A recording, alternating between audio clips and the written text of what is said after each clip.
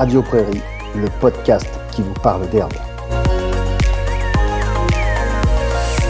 Et bienvenue dans Radio Prairie, toujours la seule radio qui vous parle herbe, prairie et pâturage. Pour cette deuxième saison, nous appellerons chaque semaine des grands témoins du pâturage, ingénieurs, experts, éleveurs de Franche-Comté et d'ailleurs.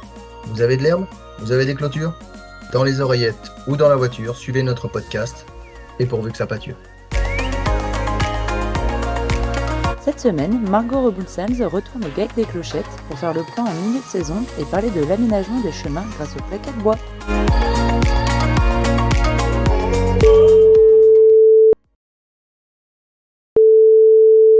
Eh bien bonjour Christophe et bienvenue à tous dans ce nouvel épisode de Radio Prairie où on retourne au GAEC des Clochettes à la demi.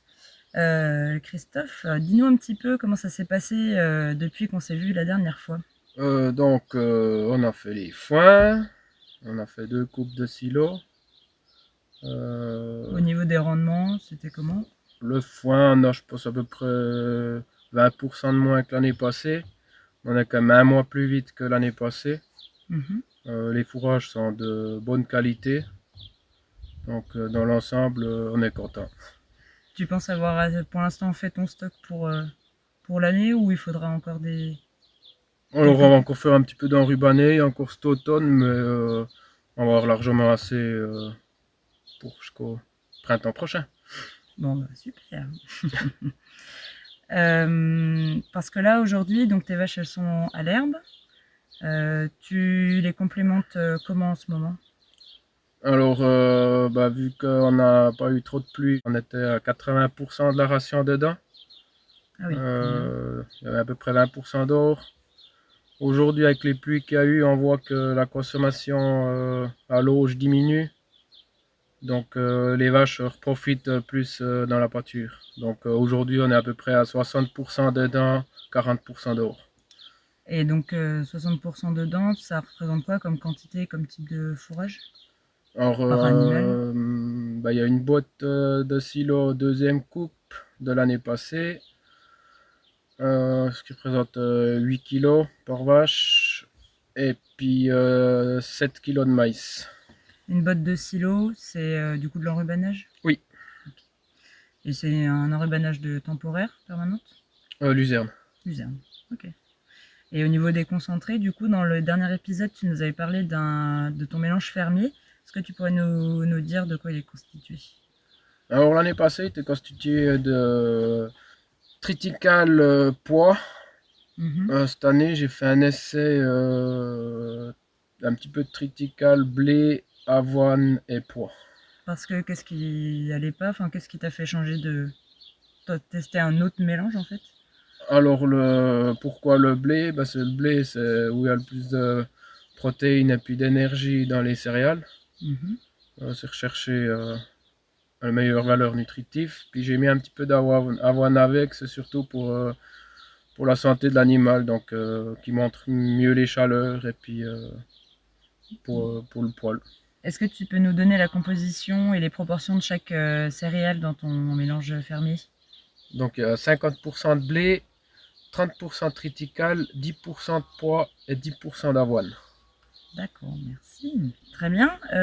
Donc du coup, pour que tes animaux puissent aller pâturer, j'ai vu que tu avais installé des copeaux de bois à la sortie de ton bâtiment. Est-ce que tu peux nous expliquer comment c'était avant et puis pourquoi tu as fait ce choix et un peu les avantages et les inconvénients de cette installation?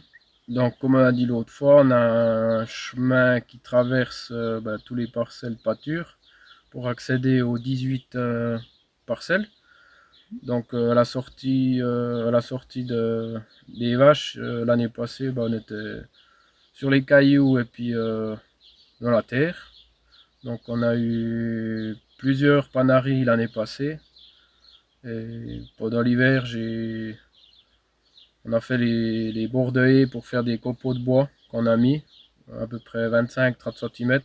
Et puis le résultat, il est très concluant. Donc les panaries, on n'en a pas eu. Et les vaches traversent beaucoup mieux le chemin. Parce qu'en fait, pour expliquer aux auditeurs, donc la sortie du bâtiment, elle est bétonnée.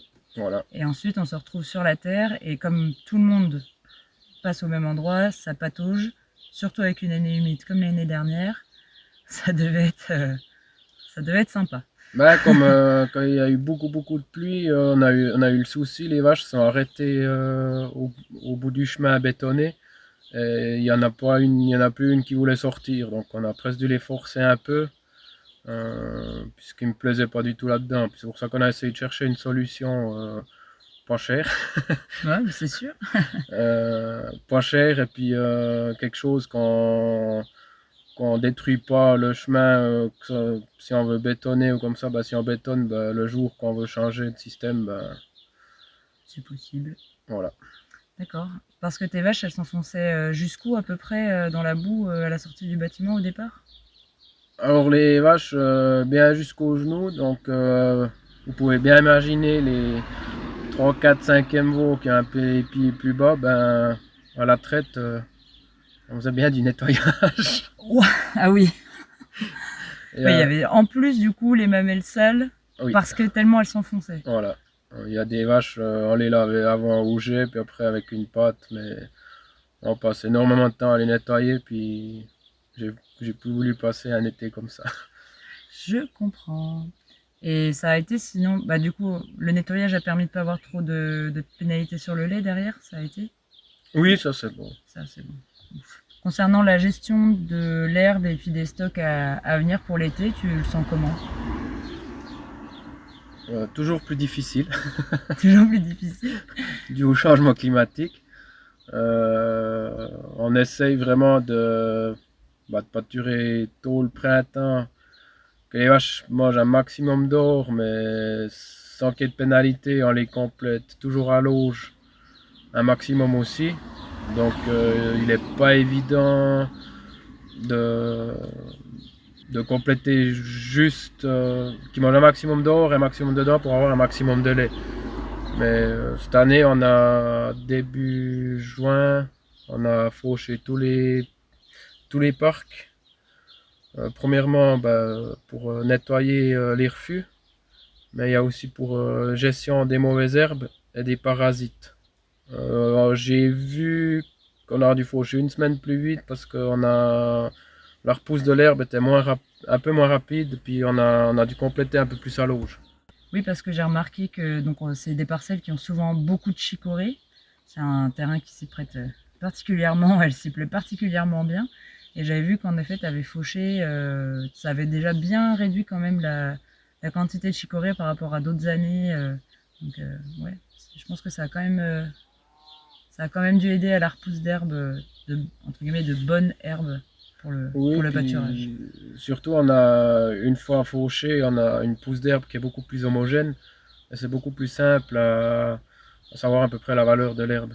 Donc maintenant, je pense, fin août, on va tout refaucher tous les parcs pour les renettoyer pour les parasites et avoir une bonne pousse pour l'automne. Eh bien, merci d'avoir pris le temps de répondre à nos questions. Et puis peut-être à plus tard en fin de saison pour faire un bilan. Service à vous, à la prochaine. Merci. Allez, réagissez, commentez, interpellez-nous même. Rendez-vous la semaine prochaine et n'oubliez pas de pâturer. Radio Prairie, le podcast qui vous parle d'herbe.